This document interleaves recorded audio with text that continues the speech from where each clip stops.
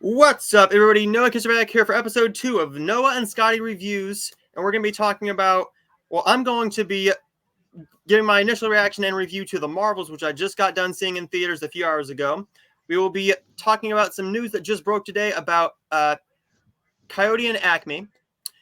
We will be talking about the end of the actors' strike and what I think about it, because I got some very strong opinions about why both people were wrong. And then we will be talking about the new Christmas movies. We have my Christmas guide, Flipping for Christmas, Never Been Christ, The Santa Summit, a World Record Christmas, and then I'll be giving my reaction to Rustin, and Scottie will be giving his reviews of the 2 Hallmark mystery films he watched, Family History Mysteries and The Cases of Mystery Lane. So first, I'm going to get right into The Marvels. This is just going to be a very short, instant reaction. No spoilers, but let me put my fan hat on for just a minute. I don't get to wear this hat very often. This movie's getting a lot of hate, and I don't know why. Right now, this is at a 58% as I'm recording, as I last looked, 58%.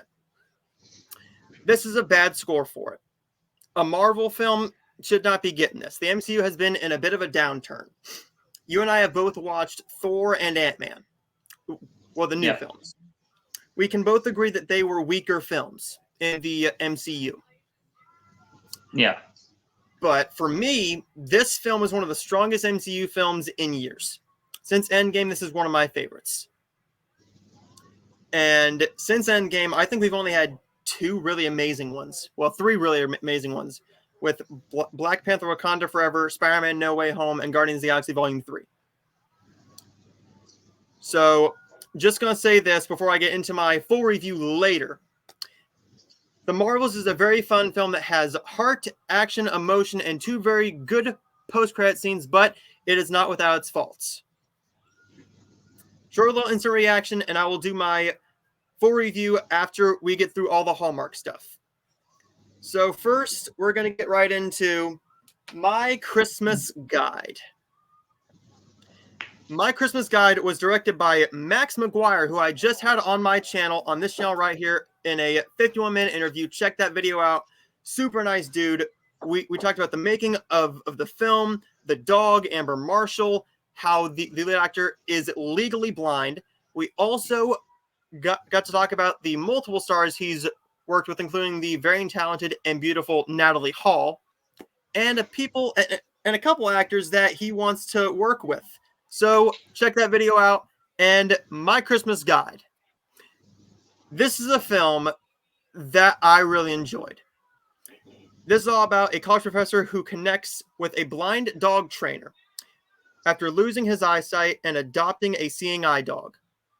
Like I said, the actor is legally blind. And I thought they did a very nice job of conveying this compared to something like a Guiding Emily, which was a bit of a different story. Yeah. Now, while I liked both these films, but this is objectively the better film. It's objectively better. The romance is better. The story is better. The direction is better. The acting is better. It has a Christmas feel to it, so you automatically get a star for making it feel like a Christmas movie. Amber Marshall, she's phenomenal in this film. She is phenomenal. And as Max said, she has a lot of fans, known as Hearties from Heartland. She has a very loyal fan base. If you screw her over with a bad script or a bad film, they will come at you. They will attack you to no end with no remorse. So thank God this was good. But I thought this was very well done, very sweet, and really, really fun. What did you think of this one? I really enjoyed it. I think that, like you were saying about Scott and Emily, and I said it in my review, this is what I wanted from that movie. And this is what I expected from Guy and Emily when I saw the poster originally, because you had the dog in the foreground and the couple in the background. Mm-hmm. And they went in a completely different route for that one. And I don't think I loved it as much as you did. I think you might have gave it a higher score than me. I can't remember. Yeah. But this one pretty much is what I wanted from that one. It gave me everything. The chemistry was great with our couple. I love the little bits of comedy they put in there and the relationship drama they put in it. I love that they actually used someone that was legally blind. That was a great touch. And overall, it was just a very solid film that gave me exactly what I wanted from the other film that I didn't get. So for me, it's one of the best ones so far this year. Now, I didn't go with the full 5 stars just because I thought they could have done a little bit more with the boyfriend in it. Because let's just say it very plainly, the boyfriend's a dick. The boyfriend is a dick. He's just a complete a-hole. You don't like him from the very start of the film, and to me, I think she knew it was over. But we talked about this, right? You Yeah. want to give them the benefit of the doubt because maybe they're just having an off day. You're in love with this person. You've been with them for years, for a very long time. Yeah. But I thought you could have done something different with this story to maybe give him a little bit of a redemption, sort of, but they didn't really do that. He just didn't really care that they broke up at all. Because yes, he was on the phone getting ready to order an engagement ring, but after she left, he kind of just went about his day, didn't really give a crap, really. And I thought that if they changed that a little bit more and made him feel bad, maybe do a little bit more with him, I thought you could have got this to a 5-star for me, but this is a very, very good 4.5. One of the strongest Christmas films I've seen thus far this year. I think with the boyfriend, for me personally, I don't know if I could have handled more of him other than what we got of him because he was such a terrible character. But with the proposal and him with the ring, ordering the ring, he wasn't doing it for the right reasons. Mm-hmm. He was doing it out of jealousy, to lock her down in a sort of sense because he knew she was getting close to, our main guy. So to me, I guess it worked that he didn't have any kind of redemption or really try to go after her just because he didn't really show that he truly loved her by that point anyways. He was only marrying her because he didn't want nobody else to have her, like she was almost like she was his property, I guess, in a way. Yeah. And so for me, it was fine. And I ended up giving it a 5 out of 5 just because, I think they did a very good job with it, but I can definitely see, you wanting more from it as well. Because but I couldn't have handled it no more in that movie. I barely could stand him at the end when he actually came back home. So where I was kind of like, well, they won't last, is when she saw his Instagram pics with the girls in bikinis. Mm-hmm. I'm like, are you seeing a flag here, lady? Are you seeing a flag right now? But to me, that just showed me, how much I guess she did love him, and how much she still had those feelings, and it was just very hard to let go of those feelings.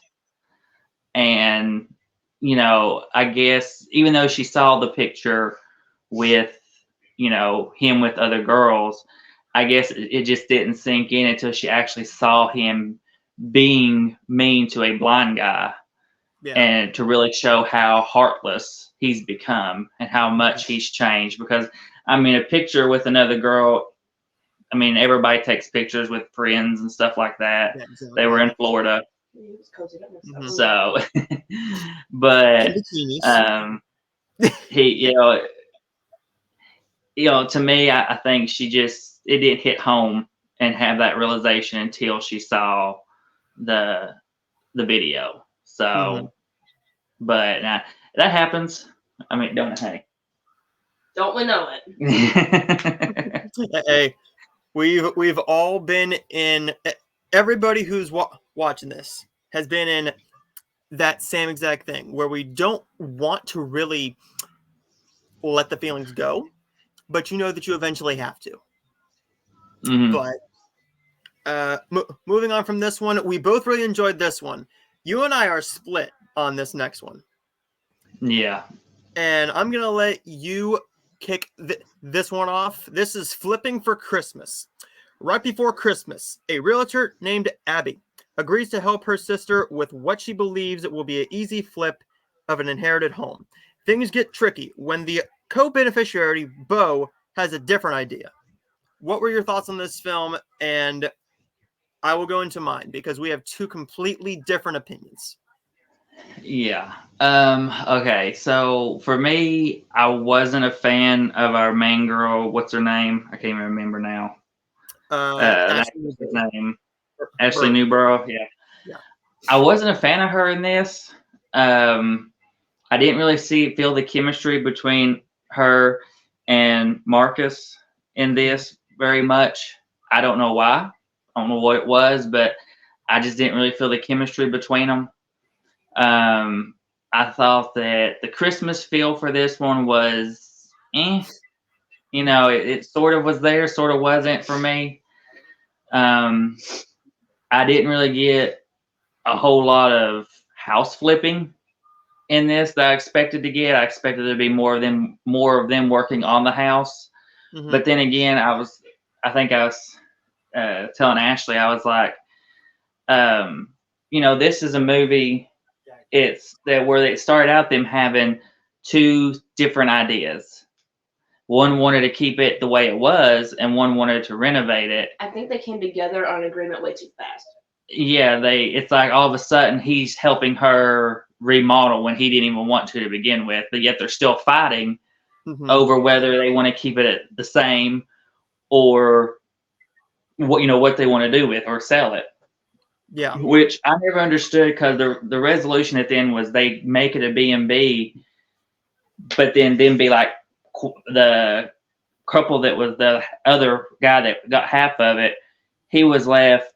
They could be like silent partners while Marcus's character in the B&B. I'm like, why wasn't that brought up in the beginning? How was that not an option on the table for that? Because that should have been an option from the very beginning. If you're suggesting, no matter what they did with it. Yeah. So I didn't understand how that wasn't even brought up in the very beginning of it. Mm-hmm. But I don't know. This movie just didn't work much for me. I think the acting was fine from about everybody. I didn't get a good Christmas feel from it though.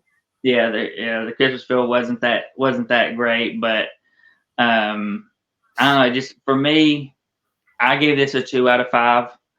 I think the cinematography was fine, even though it didn't give me the great Christmas feel. Mm-hmm. It was still good. Sound was good. Acting was good from about everybody. But I couldn't get into the relationship, and I just couldn't wrap my head around the whole situation with the house because we was even talking when it was happening. Why would he leave half the house to family and then the other half of the house to some kind of random guy in a way? It was basically his guy that worked on his house. Yeah. I mean, yeah, they became kind of close friends and stuff, but you would think he would maybe leave him like money or something else. Mm-hmm. And instead he left him half the house, and then it's like, why did you leave half the house? And then give it also to your nephew or whatever. Is his nephew or grandson? Yep, grandson. Yeah, so I couldn't wrap my hand on why he would do that. I thought that was kind of strange, but so yeah, this movie just didn't work for me. I think the story just really hurt this one for me. For me, I really enjoyed this one. I saw this more of a comedy, a very quirky, oddball rom-com, and watching it as that. Where I saw that at was the beginning of the film. I'm like, okay, how is this going to be. There was very little anything for this film. Yeah. They mainly went on this weekend for My Christmas Guide and the 2 other films. Mhm. This film got very little ad space at all on anything. Yeah. When I watched this one, it worked for me right from the very beginning, where we get to the coffee shop, where they're having that witty / smart talking / banter back and forth. That's where it worked for me. Mhm. And I liked that writing. And from right then, they were flirting right away. And I enjoyed that because they were both somewhat quirky and smart in the very beginning. But what I was scared of is when we get to the very next scene where we find out, hey, you're going to have to be working together and renovating this house. But what worked for me is the chemistry. I enjoyed both of these characters so much. And once I saw it as a comedy that could have been made decades ago, it worked for me a lot more. For a Christmas feel, I thought it felt enough like a Christmas film, unlike a couple other films that we've watched earlier this year that had very little feel to nothing, like a Mystic or a Under the Christmas Sky or a Checking It Twice. Yeah. This one had more of a feel to that one. And while I do agree with what you said, right? I don't want to say the same things over and over again, but the chemistry and how I saw this film as a screwball rom-com worked for me a lot more, just because I had very little to no expectations for this one at all. Because let's be honest, both these guys have not had the best track record with the Hallmark movies. They have, with Ashley, she had a good one with A Merry Christmas Match, which I've seen. I don't know if you've seen that one. She's got a cough. She said her piece on it. You said my name, right? No. You said Ashley, and I thought you were talking to me. So how did you meet Ashley Newborough, and how did you marry her? No. No. But her films have not been the best. She did have one this year with the great actor Stephen Hazar, which we get him here in a couple of weeks. Joyful. Not going to talk about him as a human being. As a man, I'm sure he's awesome. His films. Anyways, his films. She had Love and Glacier National, which, to be nice, it's not the worst movie of the year. No. And Marcus, he's had some decent films, actually. He's had some decent films, but he hasn't been as strong as like a Ryan Pavey or a Tyler Hines or a Andrew Walker or a Chris McNally. He hasn't been as consistent with the fantastic films that he has been put in. Now, has he mostly delivered on all his roles? Yes. But this film, I think it worked for me better than a lot of people because I know I'm in the minority on this one, and I'm perfectly fine with that. But you and I are in the minority for the next one. Yeah. Never Been Chris. Never Been Chris. We saw the previews for this about a week or so back. We even talked about it on the podcast. How I was scared of this. I was scared to death. This could have gone one of two ways. And this is the way that people are viewing it, right? You either think it's awful or you love this movie to death. There is no in between. With most films, it's either you get a chance to be a 3-star film. No. With this one, you either love it or you hate it. Nothing in between at all. You and I loved this movie. This is all about 3 characters, and this is kind of like a different version of a Christmas class reunion, in a way, sort of. In a way, yeah. This has Janelle Parrish, I'm not going to say the actress's middle name because I don't know how to say it, but Pascal Kip. And then, of course, everybody's favorite, Tyler Hines. This is all about best friends. Naomi and Liz return home for the holidays and simultaneously enter a love triangle when they both reconnect with their high school crush, Chris Silver. That is not what happens in this film. Nope. This is the way that the film was marketed. It looked like it was going to be these two best friends are going to fight over this man. Yeah. That's not what happens. Not even close. This is a film all about friendship and the truth and figuring out what you actually want to do with your life away from everybody. Because these two friends own a business. And while one might have been sort of like sucked into it in a way and sort of maybe like talked into it a little bit, this film works because it's a comedy. This is not a romance movie. This is a comedy. This feels like something that could have been made in the mid-2000s. This could have been made with a Chad Michael Murray and Amanda Bynes. And throw in anybody else. Put anybody else in here. The same script. Throw out the Christmas feeling. And this could have been a mid-2000s teen comedy. And I think that this film was really good. It was funny. The chemistry, what was there. They did a nice scene where I thought when Kip and Hines did their kiss, that was a dream sequence. And I thought that was really well done. Oh, yeah. With the next scene after that, with him and Janelle, I thought that was going to be the same thing, but it actually was a kiss in real life. That's what shocked me. Because we just got one where it was a dream sequence, and it worked. Yeah. Thankfully, they didn't do the same thing twice because it would have felt cheap. Tyler Hines played this role like nobody else could. He's suave. He has this way about him. And any character he does, everything from a Wintrim Vale to a Three Wise Men and a Baby, and Unexpected Christmas, whatever he does, he plays this character to a T. And I don't know if it's the direction, if he knows how to play this character just by reading the script, or if he is just an amazing actor. Maybe it's all three.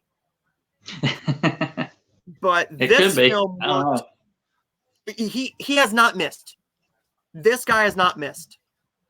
And it's very rare for any actor to have a film over 4 stars for you and me. Very rare. Yeah. Him and Janelle have not had a bad film. Ever. Now, give me more of Pascal, because she is pretty much a newcomer to the whole rom-com genre. Her Hallmark debut is one of the best films of the year. You can't say that very often. No. But this film worked on every level for me. The chemistry, the comedy, the Christmas feel, the overall story just worked completely for me. 5 out of 5 stars, A+ on my grading scale. And I think you felt the same way. I don't know if you had any issues with it, but what were your thoughts on Never Been Kissed? Well, going back to the marketing for this, I know when I originally had graded this, it was not a 5 out of 5 originally. It was a 4 out of 5, but I graded it off while I was still really just pissed off about the whole mismarketing of the movie, because the trailer made it look like something different. The synopsis, the poster, everything made it look like something different. So when I went in and was watching it, and it wasn't that, it was something different, it sort of threw me off watching it. And I was getting mad, but I was still trying to focus on the film just to see, just so I can judge it hopefully fairly. But I loved Tyler Hines in this. Now, did he need to be in this necessarily? No. I mean, you could have thrown any other person in that role, because this was more of a Janelle and Pascal movie. So you could have just had any other either smaller Hallmark star or some newcomer also in this one and make Janelle the big name and use Tyler somewhere else. But I'm not going to complain that he was in it. I mean, it's Tyler Hines. Who's going to complain about him being in a movie? But Not me. But loved him in it. I thought everybody had great chemistry. It had its funny moments. I loved the drama at the end. The emotional parts of it towards the end, where they had to realize that they were basically holding each other back and stuff, and they needed to spread their wings and fly a little bit and not be so up each other's butts all the time. And but I mean, overall, I really thoroughly enjoyed this one. Once the anger left me and I started thinking about it more clearly, I really loved it, and I did bump it up to the 5 out of 5 by the end, after a day or so of it, but sitting on it, which I probably should have done to begin with since I was mad, but I try to do it right away because I don't want to forget about I don't want to forget about rating on Letterboxd, so I try to do it pretty fast. But yeah, I didn't have no issues. I really didn't have anything wrong with this one. You and I are in the vast minority here because this is a film that really, really had awful marketing. This marketing ruined this movie. I'm not going to do any sugarcoating at all. This film was ruined by the marketing.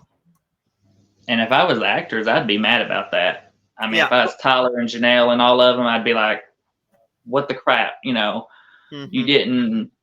hurt our film by giving the audience promising them something different. Like what? Because I mean, this is the first movie I can think of with Tyler Hines that has been mismarketed. Yeah, that I think of, anyways. And while we're talking about this, I'm looking for the ratings, and I've been looking for it for a while now. They still don't have any ratings for the two best films of the entire week. Nothing for the Never Been Christ, but for the Flipping for Christmas, they have that one, but not for Never Been Christ and the Santa Summit. I don't know what's holding them up. Maybe they're scared of the ratings, or maybe they just don't have them in yet, and they're not ready to fully report on them yet. But I bet they're scared because I bet they know they screwed up. Mm-hmm. Now, with that being said, I have friends who I have talked about this with, and she says that this is her least favorite film from Tyler Hines. She did not care for this film, and I think it's mostly because the marketing hurt this film. I don't know if the story worked fully for everybody because this is not your typical film from Hallmark. This is completely different. Now, they did something last year with Christmas Class Union that didn't work, where they tried to shove so many characters and so many different stories in. Even the side characters in this film had enough character and enough story for it to work for me. Yeah. Nobody was wasted in this film whatsoever. Not even the meddling moms, because the moms were a pain in the neck. They were a pain in the neck. But that added to the comedy. It added to the charm of the girls. Now, we could go on a little bit more, but let's be honest. We could talk about this film for another 20, 30 minutes if we wanted to. But this film, I think it's probably in my top 3 of the year right now. Probably in my top 5, 100%. Top 3, I don't know. We've had a darn good year so far. But for me, this one beat it. The Santa Summit. I was scared of this one as well. This one focused on comedy. It focused on the romance aspect, but it also gave you side characters that actually mattered and weren't wasted, which is very rare. It's very rare. with this film. This is all about amidst a sea of Santas at their town's annual Christmas celebration. 3 friends all want what they're looking for: Christmas spirit, potential romance, and a strengthened bond of friendship. Again, 2 films in a row focused on friendship. And we just had one last month with Field Day. Hopefully we get more of these friendship-based films because they're really starting to work. Whereas something like Girlfriendship, that did not work for either you or me. No. When it's mainly focused on the comedy, it works more. When it's a romance-based story or a drama-based story, it doesn't work for me. Add in the comedy and you have a better script. It's tightly knit. It's better written. The acting, they can have more fun with it. Yeah. Hunter King. Need I say more? It's Hunter King. She is one of the most talented actresses that Hallmark has. And now she is the sister of Joey King. Joey King has been an actress for many, many years. We all know her name. Let's get Hunter King out there a little bit more. But Hunter King is one of those actresses where if she's in a film, I'm automatically going to like it anyways because she's just a likable presence on screen, no matter what the story is. She's automatically likable. With this film, they did a nice job of them not really knowing what each other looks like, but they have clues along the way. So it adds in a bit of like a mystery aspect to it too. Of let's see how many times they're going to pass each other by. Which I know you're probably gonna bring this up with the Destined film too. But this film did a lot better because it wasn't done as much and it was done more creatively with the actual characters. The characters on the side helped them out along the way. His brother and her friends helped them. They threw everything away for their friend's happiness while still getting what they want in return. With the one girl, what's her name? Stella. Stella was the actor, the character I was most afraid of that was going to be wasted in this film. Because Stella, we didn't know a whole lot about her besides her job was completely just ripped away from her because of the budget cuts. Yeah. But we get a lot more character with her here. She gets to sing. We get a fun musical segment. We get a rockin' DJ who was a nice cameo. I'm going to let you bring up who that was, but I don't think he was acting. He was just having fun. He was just having fun. You could tell he was having a ball. It was just so strange seeing him and dressed up like that. I was like, oh my Lord. So strange, but man, that he was having a ball. He was having a ball in this, no matter what. But I think this film worked on all levels. It worked for me. It's a 5 out of 5 from me. I wasn't going to go with the 4.5 because if I had to pick something, I would say, was it unrealistic where it all happened in one day, where all these characters out of the hundreds to thousands of people who were in this Santa Summit thing, that they were the ones who were sort of running into each other? Yeah. But if they did it in a fun way like they did, I think it's pretty much forgivable. It's forgivable. Yeah. But there's my thoughts on the Santa Summit. 5 out of 5 from me. A+. Definitely the best film of Christmas so far. And this is definitely my top 3 of the year. It's just now, where do I go? Do I go with The Wedding Cottage? Do I go with The Professional Bridesmaid? Do I go with this or the Never Bring Chris? Where do I go here? Because that's where we're going to have to just figure that out. Because we've had so many 5-star films.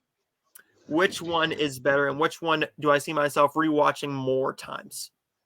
But what are your overall thoughts on this film? So like you said, with the Destined at Christmas from Great American Family, when I saw the preview for it, I could tell it seemed like it was going to be similar to that, and that was my biggest worry with it, because I knew I would enjoy it for Hunter King just to see her on the screen, but with it being that same storyline, I was like, or similar storyline, I was like, oh God, can Hallmark do it better? And watching it and everything, Sorry. it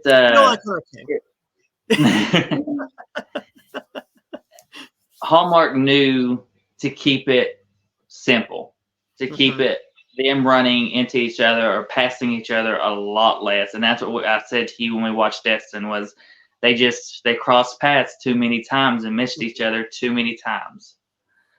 And with this one, they didn't do that. They missed each other just the right amount of times.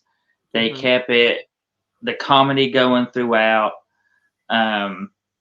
They built you some really good storylines with both her friends her close friends that she worked with at the school that was there with her. And you know, the special appearance by Now Mater was amazing as the DJ. I had to really look at him for a second because with all the lights and stuff and just the disbelief that would be him up there. I had to really get close to the TV. I was like, oh my God, that is him. But I mean, it was nice seeing him in here because he is one of my favorites, even if it was just a cameo role. But for me, with them, it's all taking place in one day and stuff. I guess for me, it sort of worked just because they all were following the same path. So they all were going to end up at the same place because of the map they have to follow. And while maybe there was hundreds of people there, you never really seemed like an too badly overcrowdedness of this event. It seemed like to me, they got just enough people to where they weren't like walking shoulder to shoulder or anything around the town or nothing, around this event. So I guess for me, I was fine with it. It didn't bother me with that aspect. I know that was our biggest thing we differed on, was that little issue. But yeah, I mean, this movie was great. This was definitely a nice ending to a very pretty well solid weekend for Hallmark films, which we hadn't got really since the Christmas movies has started yet. Yeah. So, I gave it a 5 out of 5. That was pretty much 3 5 out of 5s for this entire weekend for me. Or this past weekend, I should say, I guess, for me. So, but yeah, it worked, and definitely GAC family needs to take some notes on how to do that storyline if they choose to ever do it again. Now this one, I got to interview the director for A World Record Christmas, and I have another one coming next week where we are going to talk more in depth about A World Record Christmas. So A World Record Christmas just premiered today on Hallmark Movies Now, 1 week early. So this will give us a free Thursday night next week. Ashley's happy about that. Free Thursday, no Hallmark next Thursday. Oh, yeah. But I'm going to keep my thoughts a little bit shorter on this one because you guys can connect more with this one than I can.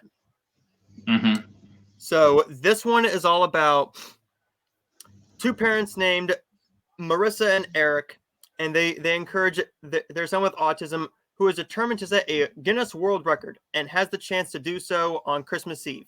The world record that he is trying to break is the most amount of Jenga blocks stacked on one.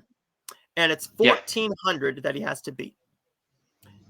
This movie was freaking phenomenal. This had heart. It was them. It was a marriage story. Also, it was also a parenting story. Mm-hmm. It had a lot of heart, tons of comedy, and a perfect feeling of Christmas. This movie worked on all levels except for one thing that kept me from this 5 out of 5. And that is his actual father, because Eric is his stepfather. I'm not gonna knock this film because he's a bad character, because he's very unlikable. Number one, he's been in the same 10 minutes away, 1 hour away from them this whole entire time. He knew the same house where they lived. He didn't even attempt to get close to his son. Eric is being a father to this boy. And with autism, he doesn't quite understand what is actually going on with his real dad. He doesn't understand why he doesn't want to be a part of his life, why he's not there for everything. He's been in contact with him. He doesn't understand. So that was very well done. But the ending of this film, I thought you could have had a nice moment of his dad and him together, because throughout the whole entire film, this kid is like, once I see my dad, then I can break this world record. Then I know I can break it because he'll be proud of me. He just wants to make his father proud. Everybody wants to make their parent proud, no matter who it is. Whether it's your kid, your mom, your dad, your wife, your husband, you want to make them happy and make them proud of you. Everybody can relate to that in any sort of way. But when you don't deliver on that portion of the story, because does he show up? Are we going to spoil it or no? I mean,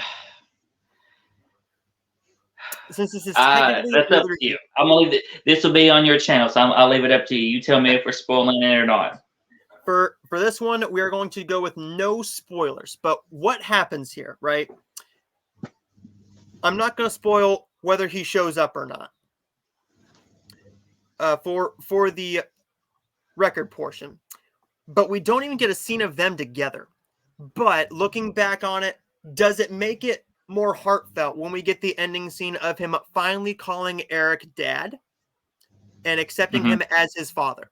Yes, it tugs at your heartstrings. It makes you just have a warm heart. It works so freaking well. But this film, if you would have added that little bit of something in there, I thought this would have worked way, way better and would have been a 5-star film.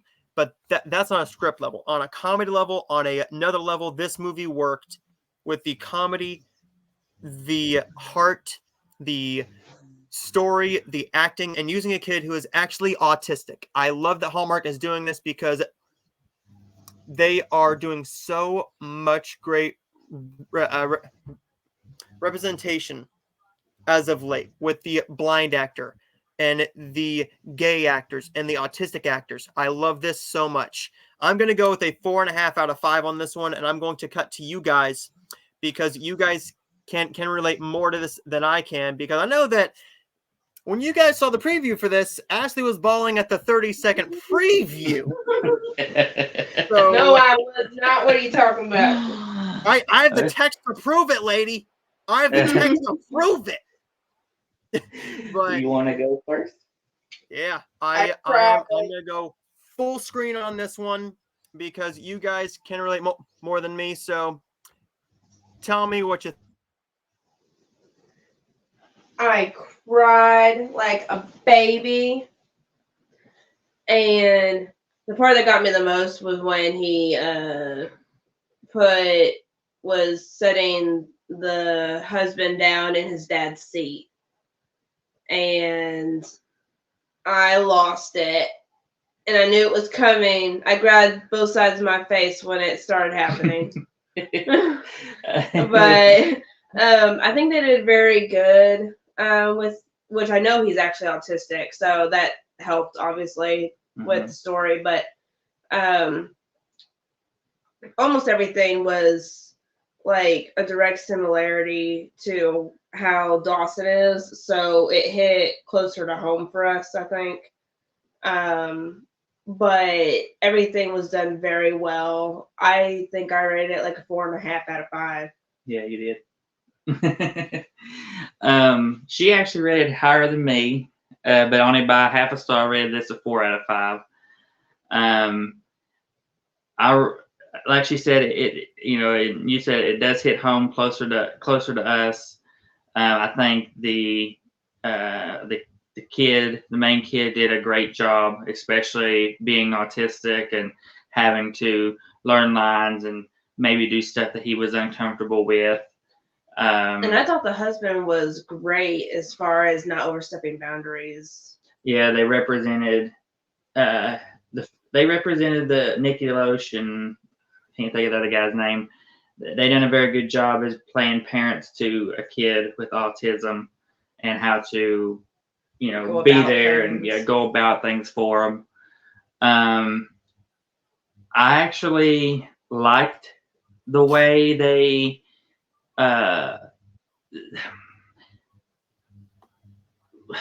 we're not doing spoilers, so let's see how am I going to do this? How am I going to say this? I didn't mind the ending. I will say this: if you want to spoil the record, but not the father. Okay, I didn't mind that he didn't set the record, because I think that because Hallmark's always the type to make everybody happy and make everybody get the happiness in, which they did in this. Yeah, but it's also more realistic this way because not saying that everyone messes up, obviously, because they don't, but especially for someone that has sensory issues or is autistic or anything along those lines, the fact that even though he didn't make the record happen, he set a personal goal, which is what special needs kids have to go through all the time. They have to set their own personal goal, because if they try to compete with kids their age or what they should be doing, they're never going to meet those standards. They have to be individualized. So I feel like that was great how that panned out. And I liked the relationship he had between him and that girl best friend. I like how they did that. I thought that was a really good job. Bad choice of words. Bad choice of words. Yeah, that's all I will say is a bad choice of words by her in that scene, in the one scene. But I really loved how they did that. How they made that relationship not just all perfect either. The only thing I could nitpick, and it's probably, I say it's a nitpick, I don't know if it would be a nitpick to everybody, is, and what kept it from being a higher score for me is I felt like with his real dad, they had some heartbreaking moments in this, but I felt like you could have had a few more moments in this movie. Just a little bit, but I wanted to punch that in the face. Because it was, they did a good job at making it emotional, but I felt like they also at the same time didn't focus enough on making it emotional, if that makes any sense. Yeah, like they held back a little bit. And had they really brought this home and really added just a few more lines of dialogue in certain scenes, which I'm not going to say because it'll ruin the ending on one of them, it would have made this so much more emotional, so much more, heart-wrenching. And I don't think it would have been a 5 out of 5. Devastation, though. I'm just saying.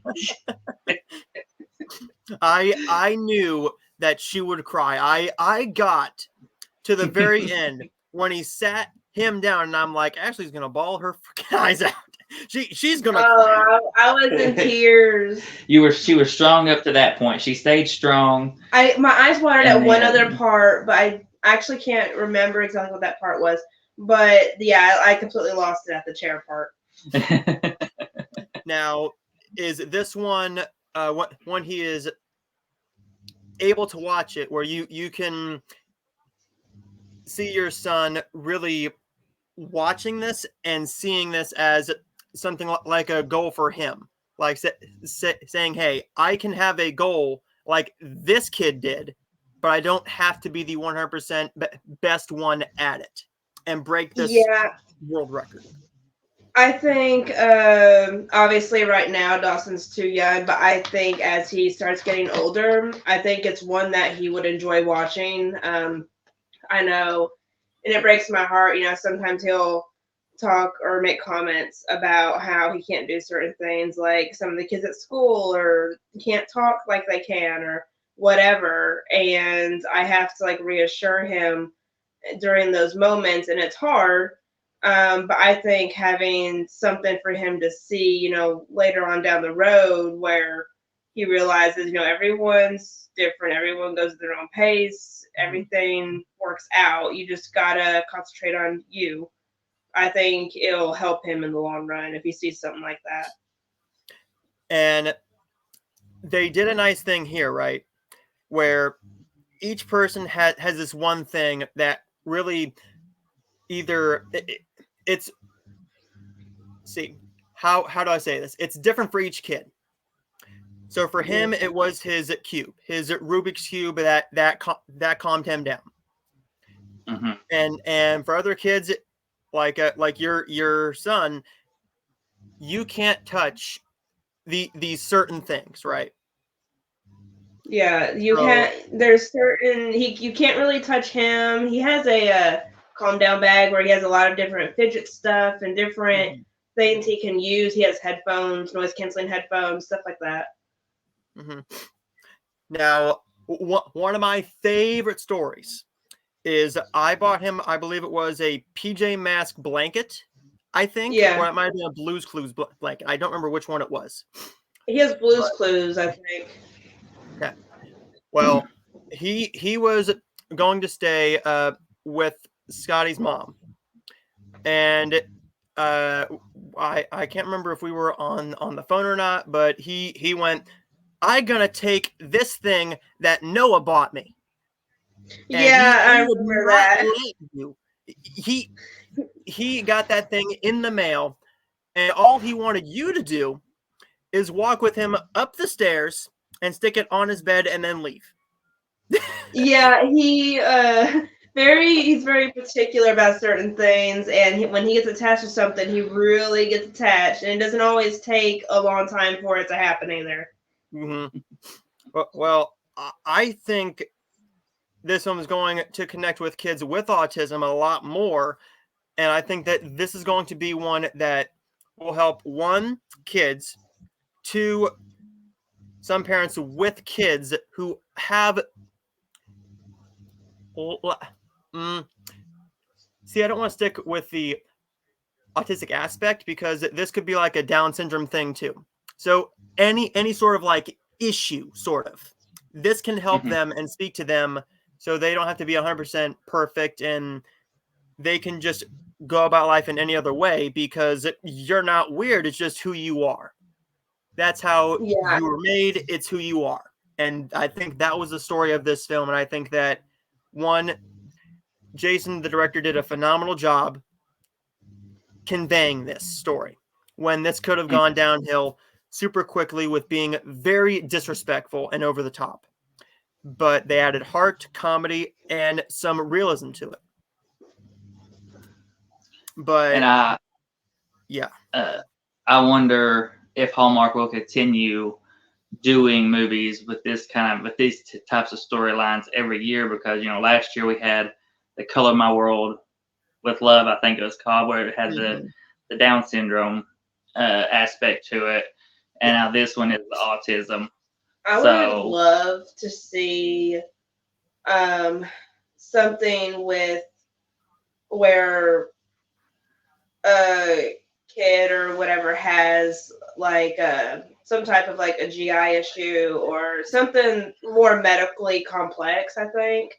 Because obviously, Dawson struggles with some stuff like that too. So I feel like anything like that would be great. Well, we will watch every single one. Well, She won't, but we will watch every single I one. watch certain ones. She will watch him if he forces her to. Yeah. Unless Now, it's this one- Holly. Yeah. This was not a forcing one. She saw the preview for this one during last Thursday or Friday's film, and she bawled, and I'm like, she's gonna want to watch that one immediately. So, and for all of you who don't know, this is technically an early review because it doesn't premiere on the Hallmark Movies and Mysteries until next Thursday. So if you want to watch it right now, you have to subscribe to Hallmark Movies Now, and it is $5.99 or do a 1-week free trial. But to let you know, they do have 2 more films coming out in December that are only exclusive to them. They will not be airing as premieres on the actual channels at all. It'll only be for these, and we will have both of those reviews when they come out. So there's the end of Hallmark for this week. This was a damn good week. To me, we didn't have a bad film, but hey, to each their own. But I would say this was the strongest week we've had since last Christmas. Oh, yeah, definitely. Which one was the better one?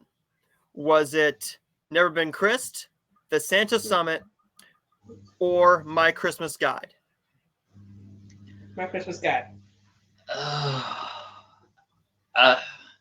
I'm going to give the edge to My Christmas Guide only because it gives the more deeper aspect to the story than the other two. Because of it dealing with, somebody being blind. But it's so close. It's so neck and neck. I mean, it really just depends on your mood, on what you want to see. Depends on the day. I mean, if you want to see a more drama, comedy, you would do My Christmas Guide. And if you want to see a more just upbeat, fun film, you do The Santa Summit or something, So, but I think I'll go ahead and say My Christmas Guide just because of the more emotional aspect to it, I think. I'm going to have to say my favorite was The Santa Summit. But I can't really say anything about Christmas Guide or the Never Been Kissed, which a little bit of bragging here. We were both Christ. So, I mean, he liked our posts. So, I mean, we're going to take those wins where we can get them. He knows that we exist. It's always a good day. Yeah. It's always a good day when a Hallmark anybody knows you exist. Yeah. But next up, we're going to talk about, or he's going to talk about one because it's been since January since I've seen it. Okay. And then the other one we are going to be talking about, we have 2 mysteries. We have Family History Mysteries Buried Past with Janelle Parrish, which I didn't connect these two. We have 2 Janelle Parrish films this week. But yes, we did. Or I did. Now, then we got The Cases of Mystery Lane. This is one that I think that Ashley would like. One, because I think she would enjoy the mysteries more, but also because that one focuses on marriage more than the actual, only the murder or the mystery itself. So which one would you like to start off with?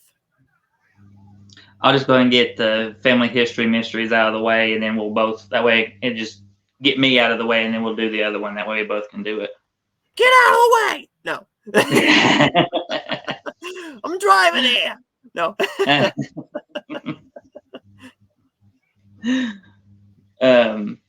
But yeah, hadn't planned on doing 2 Janelle Parrish ones in one weekend, but that's how it turned out. But Family History Mysteries for me, as you know, I've not hardly watched many of the mystery ones. They've never been my favorites to watch. But decided to go ahead and watch some, especially, I know you said this one was really good. and it had Janelle Parrish and Niall Mater in it. So wanted to see it for them too. And for me, this film was a mystery, but not a mystery.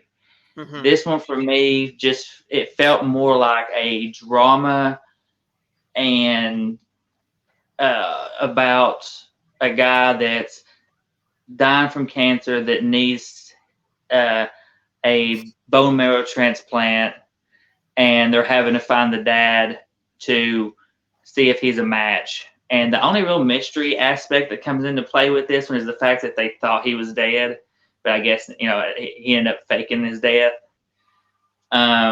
So for me, when I think of the mystery ones, I think somebody's been murdered. There's something along those lines. Yeah. So for me, I didn't see this as much of a mystery. I saw this as more of a drama, and it worked for me on every level. I thought the chemistry between Janelle and Niall was great. I loved the time crunch you felt in this one because, in other mysteries, there's not really what you say a time crunch.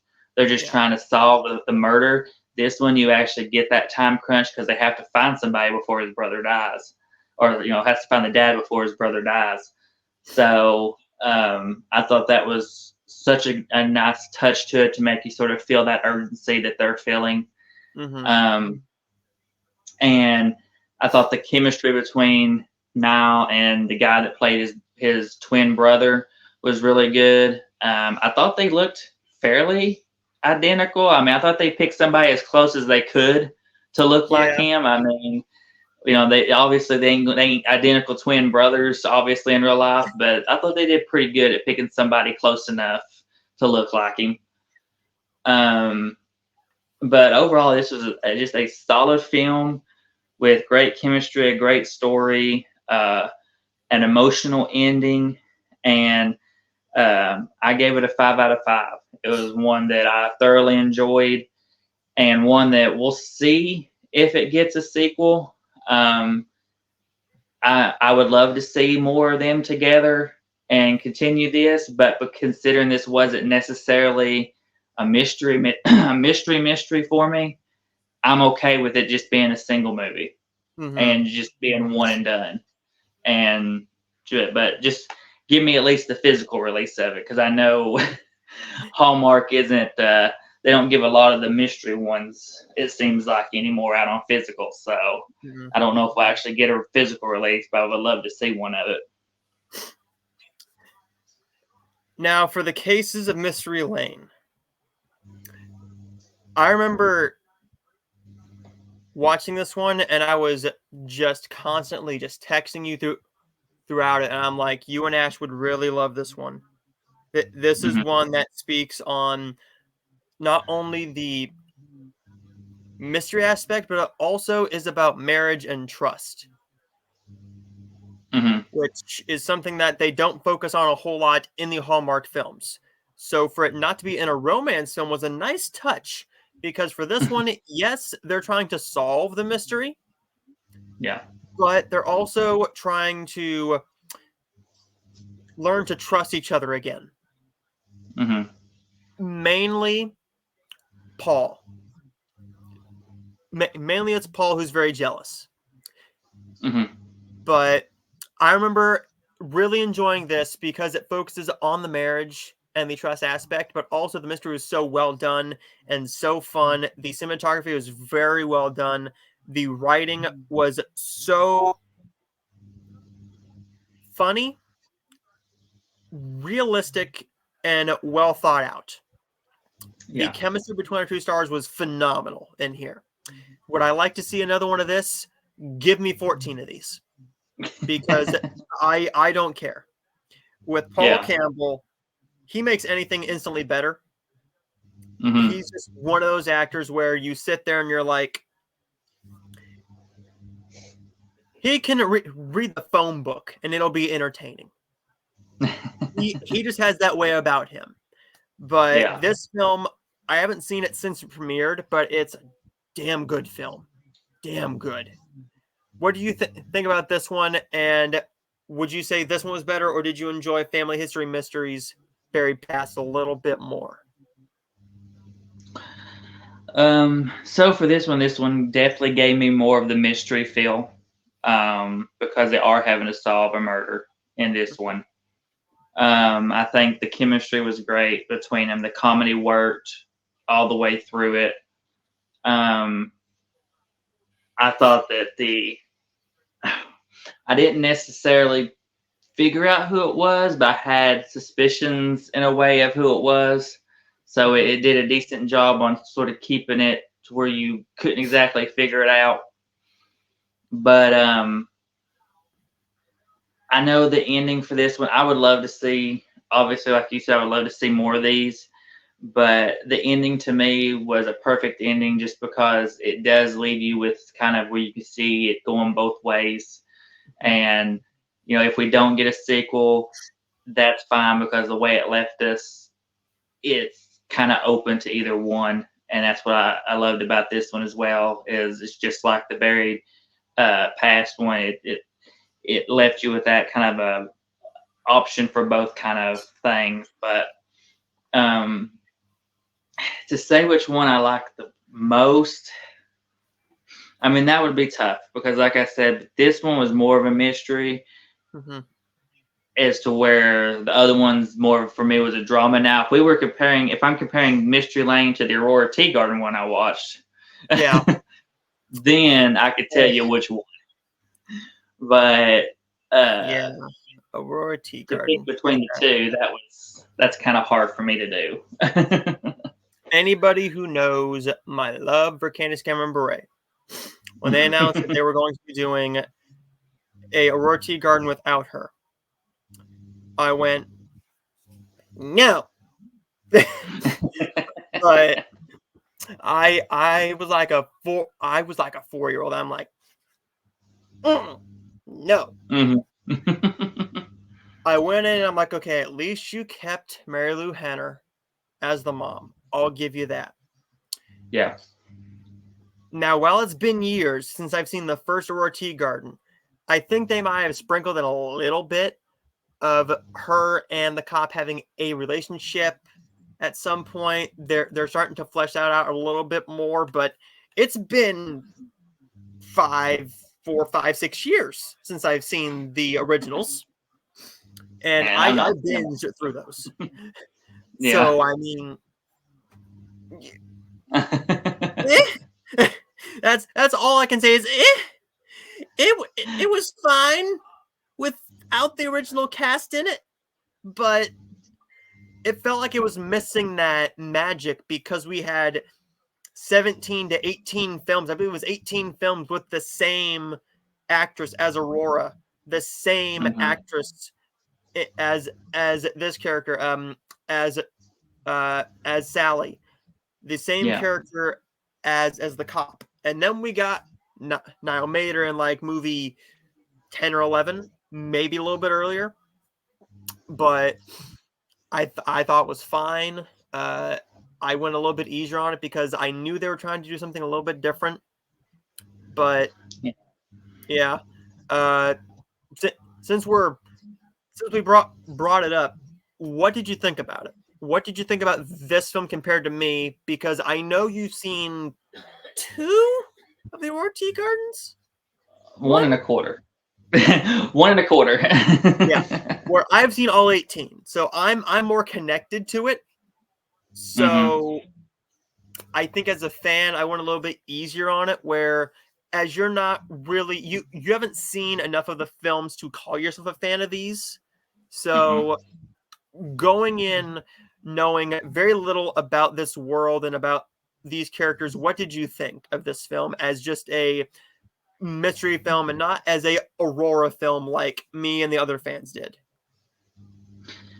So I liked the actress playing Aurora. I thought she did a pretty good, a good job. Obviously, I know for you, she's not no Candace Cameron. So, nope. But I enjoyed her. I thought she did a decent job. I liked the guy that played the cop. I thought they had great chemistry together. And as for the mystery, I thought the mystery was decent.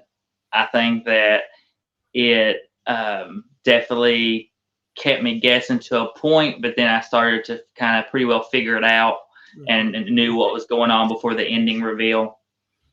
So that kind of sucked, but it was fine overall. I think the side characters of I think Sally's her name, for the bride to be, she got annoying just because kind of what we was talking about earlier with being blinded by love. She was very blinded by love. I mean, she was sitting here still wanting to marry a man that has possibly killed somebody or committed some type of a crime. And it basically took her to the end of the movie to realize that she didn't need to be with him, that he was a bad guy.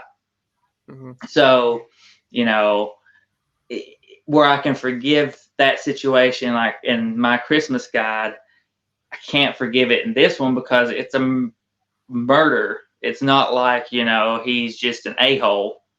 This is the fact that he's possibly killed somebody. Yeah. In this one. In My Christmas Guide, I'm sorry, the girls were in bikinis. Guys are going to look. Yeah. But it's just that he posted it, where this guy potentially murdered somebody. So it's not like, how dare you look at her in a swimsuit?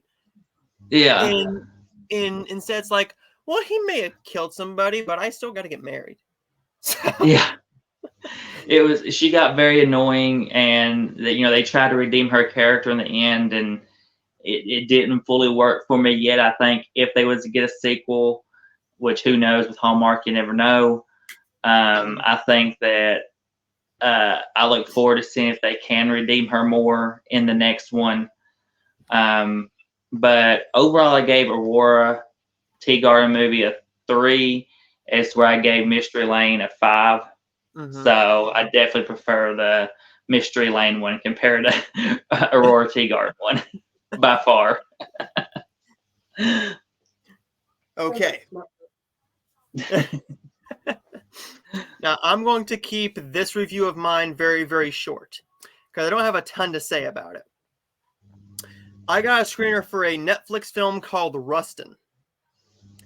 Rustin is a film all about the gay civil rights activist named Bayard Rustin, and he helped Martin Luther King Jr. and others organize the 1963 March on Washington. Try saying that 14 times fast. But this film, I mainly wanted to see it because, one, it could be potentially up for awards. I am an awards guy. I keep up with all the predictions, when the awards are going to be, all the nominations, and I want to watch as many of the films as I can. Coleman Domingo is freaking phenomenal in this film. If he does not get a nomination here, depending on what else comes out this year, because we still have films like Maestro. I still have to see Killers of the Flower Moon, which I will be having a review of on the podcast next week. And this film also had Chris Rock in it. This is a very different role. This guy is mainly known for comedy. But recently, he's gone into like Spiral, the Book of Saw. Then he's done this. He might have done a couple other things, but mainly he's known for comedy. This guy can do comedy, but man, is he a really good actor, man. He is phenomenal in this role. He delivers on his marks.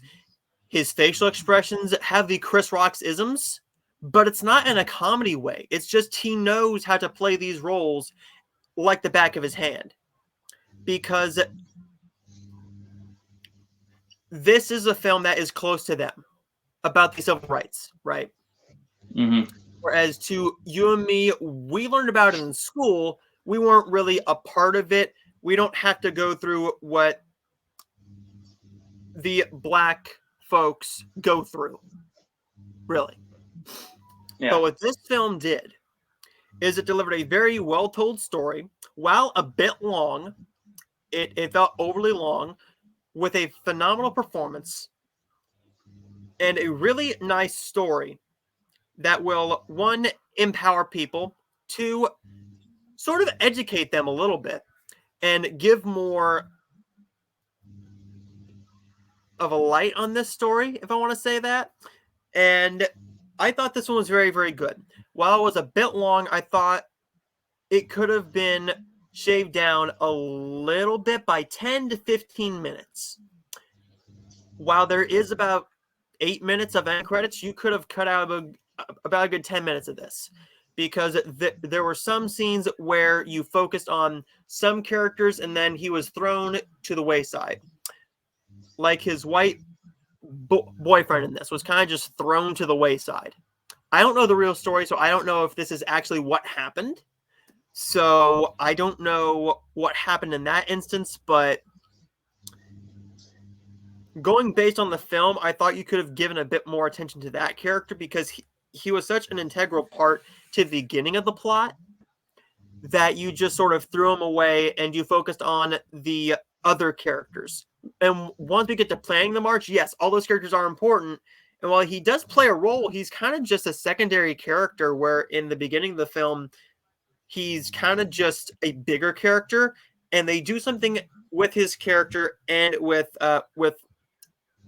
Rustin to sort of make a little bit of a climax and an issue between them. They don't really make you feel bad for him in a way, because he's not much of a character for about 80% of the film.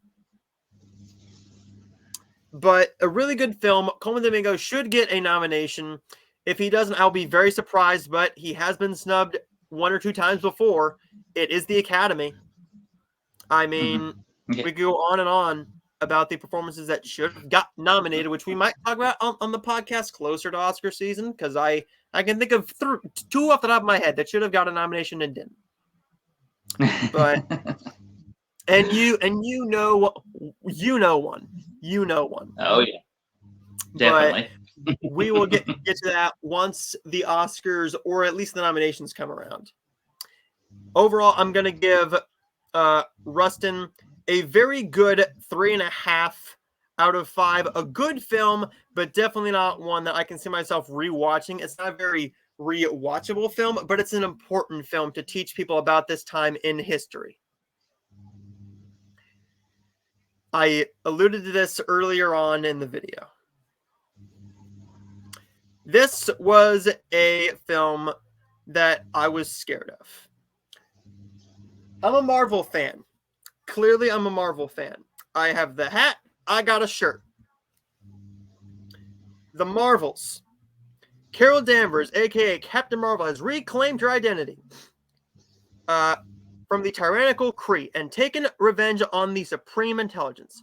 But unintended consequences see Carol shouldering the burden of a destabilized universe when her duties send her to a wormhole linked to the Kree.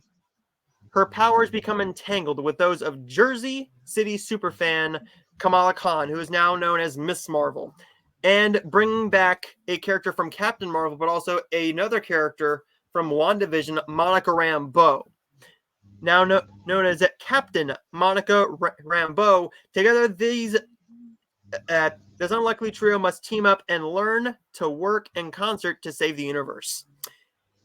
This movie worked for me. This is not getting the best reviews. I'm not going to do any spoilers, but I will say this.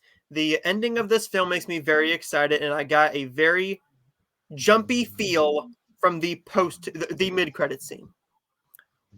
I loved the mid-credit scene. I loved what we're going to be getting from the ending of this film. While the villain is a little bit weak, there is a little bit of time where I thought it was a little bit slow. About 30 minutes in, I thought we should have been an hour in, because so much has happened by that point that it feels like we get a lot further into the film than we actually do. But the dynamic between these characters is so well done. The script, when all three of these characters are together. The emotion when we are with the girl's mom, with Kamala Khan's family. Give me this family. This family is amazing. They are funny. They have heart. They feel like a real family. And it was that way with Haley Steinfeld's family in Hawkeye. What they do very well is families in the MCU. There's a nice cameo in here that I'm not going to spoil, but you get a little. Well, they kind of spoiled it in the newest final trailer for it, which I thought was a bit of a mistake. Trying to get people to the theater. Yeah, I'm not gonna try and spoil that because, yeah, but it was nice to see them. The comedy worked. The special effects were great. If you like cats, there are some really cute kittens here. If you know what Goose does, Goose's power. Just imagine little kittens doing that. It's cute, but it's funny. There is a weak villain, some subpar dialogue, sort of, but there's enough emotion, comedy, and action, and things well done that I enjoy this film a lot. This is better than a Thor: Love and Thunder. This is better than a Ant-Man and the Wasp: Quantumania. Is this as good as a Guardians of the Galaxy Volume 3, a Spider-Man No Way Home, or a Black Panther: Wakanda Forever? No. Black Panther Wakanda Forever made me cry 4 times in theaters. 4. It'd been better if this one made you cry.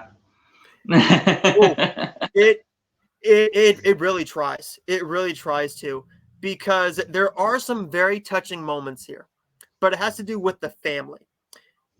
And this is the MCU, but no spoilers, right? Mm-hmm. They do something with Monica and Carol Danvers here that is very well done. It harkens back to the original first Captain Marvel film. We don't get a whole lot of her referencing the WandaVision besides how she gets her powers. So if you did not watch the WandaVision show, you really don't know this version of Monica Rambeau. You just know her as the little girl from the original Captain Marvel film. You know who her mom was, but you don't know her as a character now. So one thing with the MCU is you have to watch everything now, apparently, to connect it now, which I think is stupid. But because we only have so much time in a freaking day. Yeah. But if you're a big Marvel fan, I am a big Marvel fan when it comes to certain characters. You know this. I love my Spider-Man. I love my Captain America. I love my Loki. I love the Guardians. I love Thor. Captain Marvel, I was not hot in the first film at all. I thought it was fine, and I believe I went with a very generous B. This film is getting a A- on my scale. I loved this movie. It worked on all levels except for those 2 small flaws I have that are going to be bigger flaws for other people. But yeah. I think this film is getting too much hate. I loved this movie, and I can definitely see myself, if I have time, going back to theaters and seeing this again because it's just a freaking blast. I think with this one, because I know when they announced that the predictions are going to be, this is going to be like one of the lowest opening weekends for a Marvel film at like, what was it, 70 million or something? Yeah. I think this is going to be one, unless the positive reviews can reach enough people and they are able to get to the theaters and make more than what they predicted.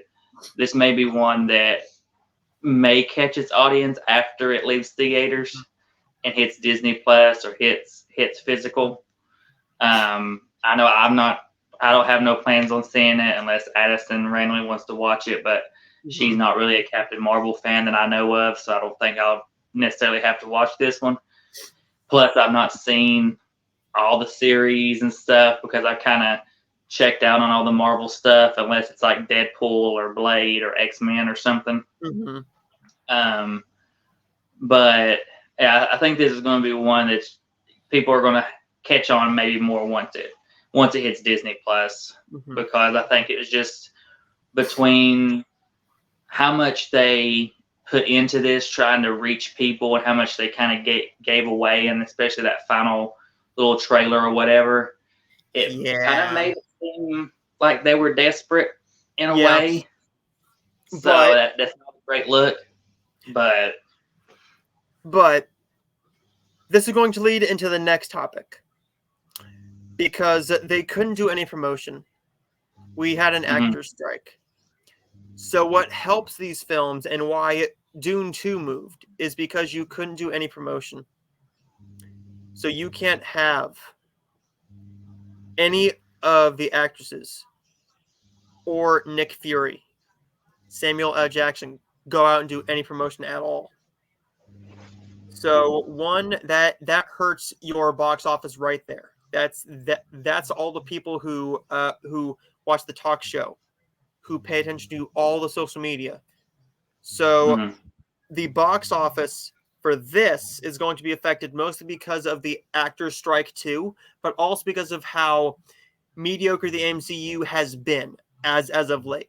Because if you come out with a film like a Ant-Man, with a secondary character like a Captain Marvel, she's not any of the original five, and she's not a Spider-Man, or she's not a person who has had 3 of her own films, like the Guardians. What hurt this film the most, I think, is the actor's strike and the mediocrity of the MCU. But if you don't watch the Disney Plus series, then you don't know who Miss Marvel is and who Monica is. Now, I watch a channel called The John Campea Show. I watch him every day. I'm going to steal from him here. So this is going to be something that he says. What the MCU used to do is you used to be able to go into any MCU film and you could go in blind, knowing nothing about any character or what happened in any other film. So if you walked into, say, Infinity War, you knew that was Iron Man. You knew that was Thor, Cap, Spider-Man. You knew these characters just because of pop culture. You didn't know their struggles. You didn't know their stories. After Endgame, they connect everything with series. Yeah. The series and the movies connect now. And yes, it's a connected universe. Yes, you have to connect them in some way. And what they do here is they connect it with Endgame. With the Marvels, they connect it with Endgame. Because they bring up the blip. No spoilers about why they bring up the blip. But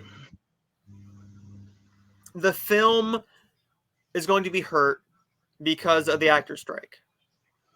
And also because they can't do any promotion in the mediocrity of the MCU. If you wouldn't have connected everything with series, I think it would have done a little bit better. But also the actor's strike plummeted a bunch of box offices. Unless you're a Barbie or an Oppenheimer and you got extremely freaking lucky with the Barbenheimer craze, which two of my favorite films of the year. No hate on that. It's just the box office and the actor's strike. It did not help matters much.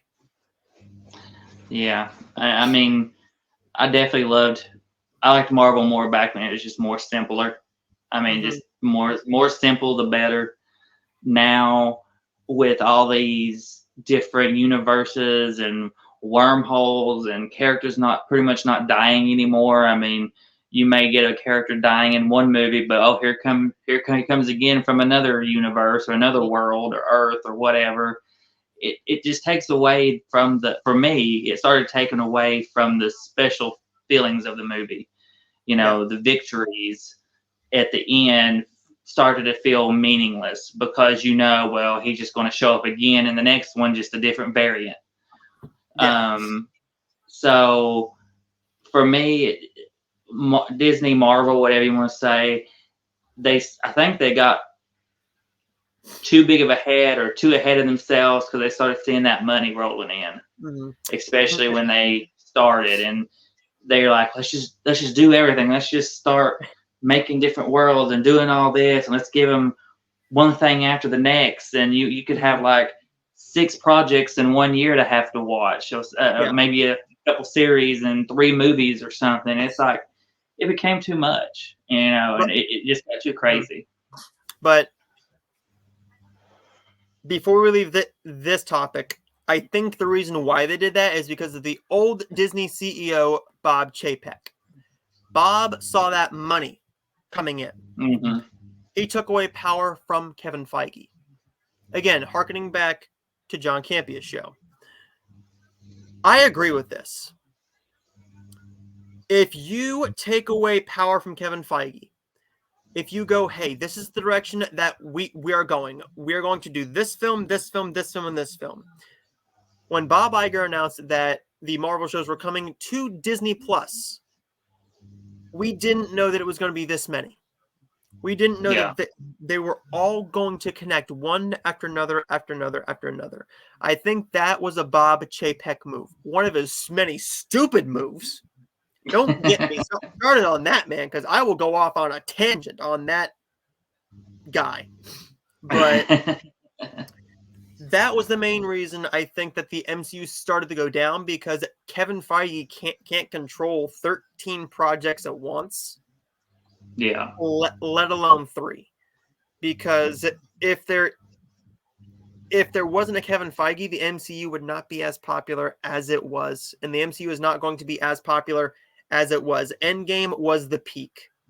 And until we get to the Kang Dynasty and Secret Wars, it's not going to reach those levels at all. Now, I think that since we have Bob Iger back, he's pulling back on all the content. Because they were more about, Bob Chapek was more about spending money and getting as much content out than the quality of film. Mm-hmm. And that goes to him putting the Pixar films on Disney Plus. Not caring about the Pixar films. But enough about that because I can go off on that one for an hour and a half.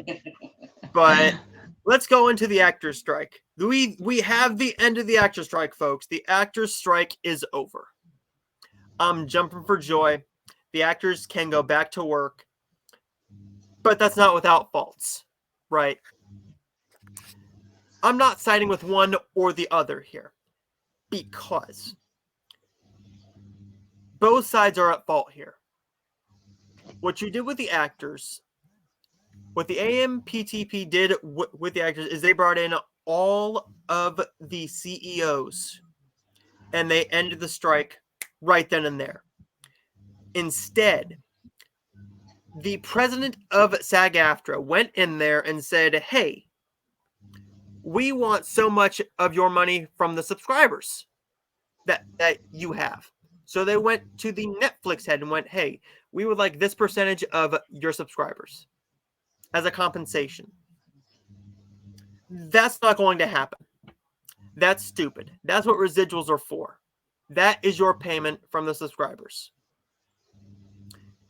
What SAG did back was so just stupid and a-hole-ish that I don't know how they thought anybody was even going to agree with it. Now, it's not a problem of the residuals and the pay, right? Because some actors are paid way too much. Did Robert Downey Jr. need to be paid $40 million for Endgame? Hell no. Hell no. But what a lot of people don't know is that SAG is mainly a bunch of like actors who are side characters or extras who are trying to make that big break. And they have to work a 9 to 5 or longer hours to make ends meet. What they wanted to do is they wanted to do this thing with AI, right? Where they would use old footage and old film footage from you, even when you are already dead, right? So they would own your scene. They would own your character, and they would, in a way, own you. So if you wanted to make a film set in the 1950s and wanted to use the lovely and beautiful and talented Marilyn Monroe, you could. and you wouldn't be able to pay for their estate. They would not pay their estate. So their owners of the estate, whether it be a granddaughter or a distant cousin or something like that, they wouldn't get any money. That's stupid. Because one, you're not paying for it. Two, you're basically stealing the actor and claiming that you own them as a property now, which you don't. That's stupid. The AMPTP stepped back on that. And once they stepped back on that, then we're like, okay, now we're getting somewhere. What happens after this 3-year deal? We'll see. We will see. Because if they're still on that AI shit, it's going to be a long road ahead. Mm-hmm. Because if they still want to do that in 3 years, no way on God's green earth is anybody going to sign a deal for that. Because AI is a stupid idea. Could you imagine a computer-generated image of a real actor carrying a whole movie? We've seen what de-aging can do. Sometimes it's good, sometimes it's bad. Mm-hmm. If you want to use a AI image of Marilyn Monroe, a John Wayne, a Clark Gable, a Lucille Ball, Andy Griffith, if you want to use them, pay their estate. But you can't do that. You can go back and go, hey, we would like to use a picture of this person and pay them for their likeness, like you are supposed to do in your legal terms, because that's in every actor's contract. If you want to use my likeness in something, you have to get a hold of my people and pay me for it. That's what I was so pissed off about, and everybody was so pissed off about. I don't work in the industry, but I respect the industry so much that I knew that this was a stupid-ass deal for the actors, that nobody would sign this deal. But there was some other stuff that happened that I'm not going to get into because I don't know enough about it. Because it's gone on for 118 days. Many things have come out that many people are not going to remember. But the main thing that was stupid was the AI. If you got rid of the AI and threw that out the door, then you would have had a deal probably a couple months ago. This should not have lasted 118 days. No. Both parties are at fault here in one way or another. But that's my take on it. From a business side, the AI is a stupid idea. From a fan side, it's a stupid idea. But get rid of the AI stuff, and you got a better contract. I'm glad they got a contract. It's not officially done yet. They have to do all the ratification. They have to go before the board of SAG. And then the actors have to vote on whether it is a good deal for them, which I think it will, because if the committee thinks it's a good deal, then it's a good deal. 2 more topics, and then we are done with this episode. But this one makes me angry. Okay, yeah. Coyote versus Acme. I'm mad for a couple reasons. Who doesn't love the Looney Tunes? Who does not like the Looney Tunes? We've all probably seen Space Jam. Mm-hmm. A lot of us have seen Space Jam back in action, right? This one was going to be about Coyote going against the Acme Corporation for selling him bad product.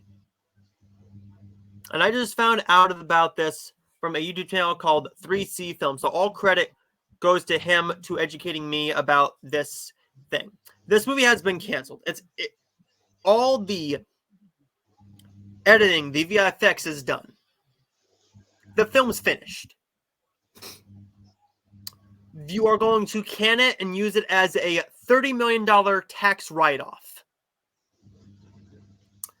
I'm mad because I'm a Looney Tunes fan, but also It has my boy in it.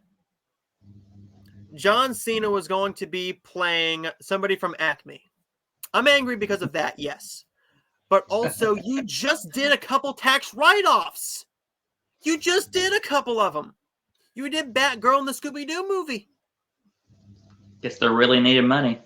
But here's the issue, though. You just did these films. If you want to make money, sell them off. Now, if Batgirl was so unwatchably bad, sell it off to like a Tubi. Right? Mm-hmm. But they just made a deal with Netflix. Netflix has DC films on their streaming service now.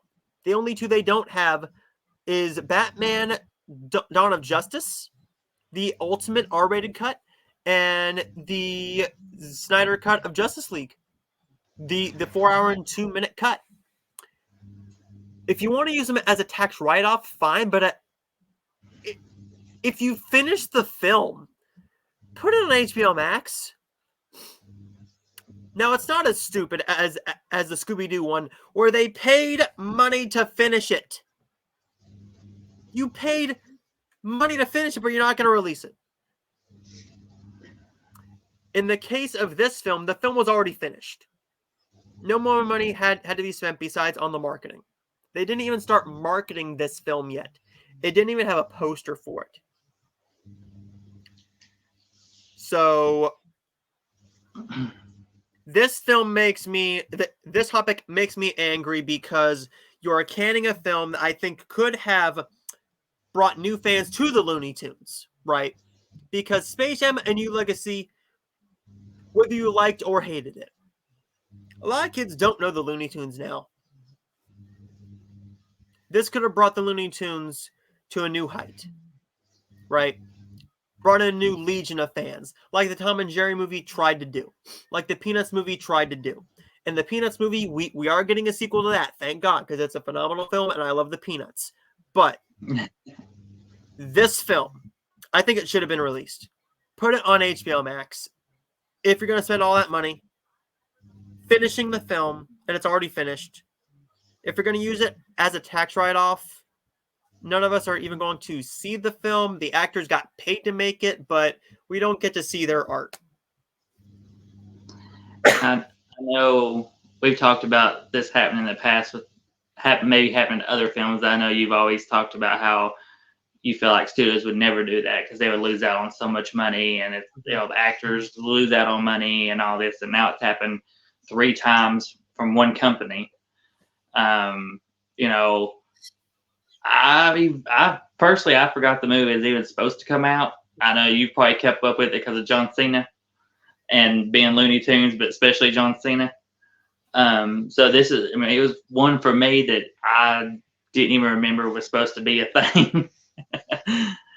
So, I'm feeling different about it. I mean, I hate it for all the work and the effort everybody put into the film, because now it'll never be seen. So that sucks for them that they, I'm assuming they would still get paid with the sale of the film or whatever, the tax write-off or whatever. Yeah. But, it sucks that they put in all that time and effort, and now it's not going to be, it's basically going to be shelved pretty much. But, I'm not necessarily mad or happy or anything. Because, like I said, I forgot the thing was even supposed to be coming out. But this may be something we see happening with more films as we go along. I mean, if these companies need to somehow save some money, make some money, because the theaters aren't bringing in the money they're wanting, this may be happening more in the future. We'll just have to see kind of how things go with the theaters, if the box office can make a turn and get a little better than what it has been, especially with the strike going on and stuff. Because we had everything with the pandemic, then the strike, and the theaters and movies in general has just taken such a bad hit that they're just trying to find every way they possibly can to make money. And unfortunately, it's selling off projects that they don't feel confident in would bring in enough money, I guess. Yeah. Which for this one, especially now that no movies have been shot, Mm-hmm. the studios could still finish films. They could still do the VFX. They could still do the post-production, but you just couldn't shoot any more content. To me, I think you should have put this film out to one that make a little bit of money, because this would have made more than $30 million. Mm-hmm. Especially being a Looney Tunes film. Stick this in there, you would have gotten parents, kids, grandparents, many generations going to this film expecting Looney Tunes. And yes, you would have gotten a Looney Tunes story, but then again, we don't know if this was going to be a courtroom film mixed with comedy, because this was probably going to be like a Space Jam film, sort of, where we were going to get a Looney Tunes scene here and there. Some Looney Tunes action, but also a fun story that adults can enjoy as well. But we will never see this film, unfortunately. I thought you could have sold this off to like a Netflix. You could have sold this off to a Hulu. You could have sold this off to a Showtime or a Tubi or something, instead of a $30 million tax write-off. Or hell, you put A Christmas Story Christmas out on HBO Max, when I think that could have done decently well in theaters. But I don't know. I wish we could see this film. I want to see everything that John Cena does, but also a Looney Tunes fan, this stings, but also because of the work that there's multiple sides to this. And I know a lot of people probably didn't even know what this was going to be. But there's my thoughts on that. We got one more thing to talk about, and that is what is coming up next week. We have quite a few things coming out next week, really. I know we got the 4 Hallmarks, right? Mm-hmm. We have Everything Christmas. We have Christmas Island, A Heidelberg Holiday, and Mystery of Mistletoe Lane. Sorry, Mystery on Mistletoe Lane. But also we have 2 GAC films. I know that you're not gonna watch the one, I don't think.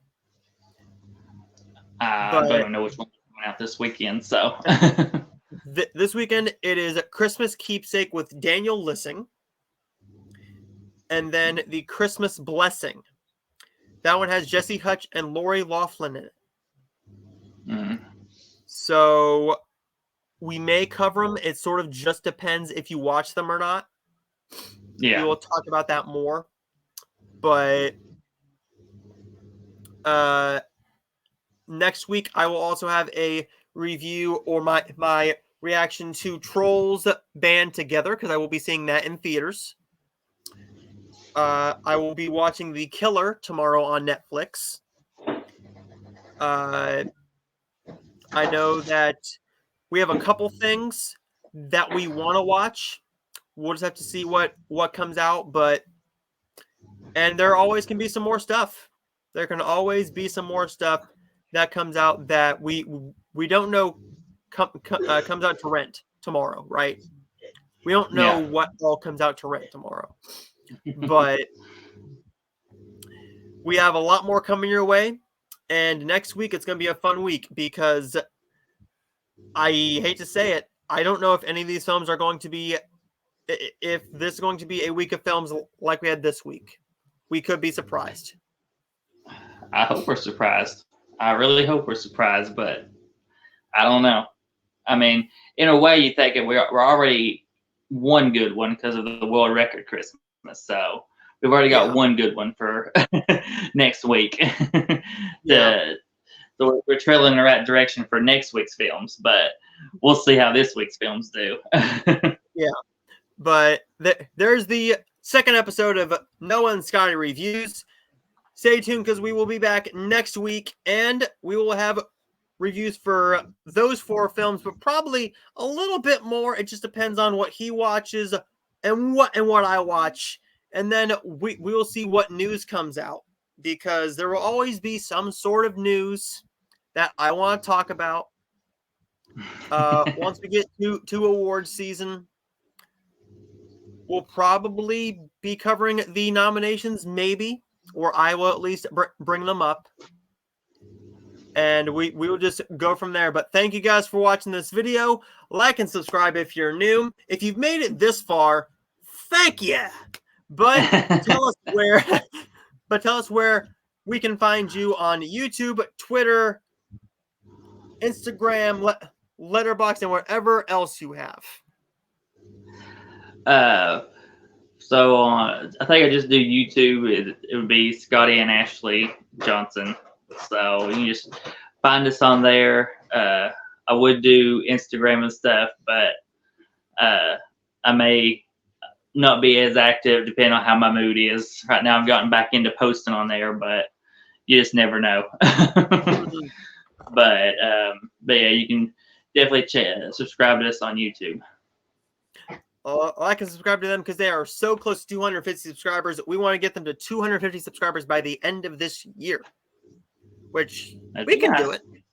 You guys can do it, and I'm trying to get to 1,000 by whenever I can. I don't have a set timeline to when I want to get to 1,000. I'm just watching these subscribers go up